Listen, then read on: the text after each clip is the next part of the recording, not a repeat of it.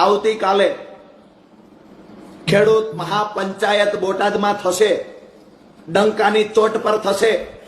જેટલો પણ અવાજ દબાવવાનો પ્રયત્ન પોલીસ કરશે, બમણી તાકાતથી રાજુ કરપડા ફરી એક વખત બોટાદ ખાતે ખેડૂતોની લડાઈને, ખેડૂતોના અવાજને બુલંદ બનાવવા માટે રાજુ કરપડા ફરી આવતીકાલ બોટાદ આવશે. આજે હું જોઉં છું ક્યાં સુધી પોલીસ મને રોકવાના પ્રયત્ન કરે છે. મારી વાત સાફ છે, જ્યાં સુધી કડદો બંધ નહીં થાય ત્યાં સુધી અમારી લડાઈ સતત ચાલુ રહેશે. આવતીકાલે ઈસુદાનભાઈ ગઢવી, પ્રવીણ રામ સહિતના નેતાઓ બોટાદ આવી રહ્યા છે.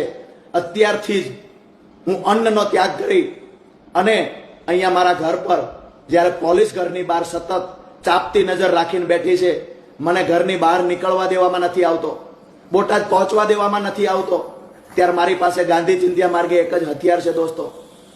ભગવાનની સાક્ષીએ અત્યારથી આવતીકાલ મહાપંચાયત થાય ત્યાં સુધી હું રાજુ કરપડા આ જુલ્મી અહંકારી અંગ્રેજોની ઓલાદની માફક જુલમ કરી રહેલી સરકારની સામે અન્નનો ત્યાગ કરવાની પ્રતિજ્ઞા લઉં છું દોસ્તો.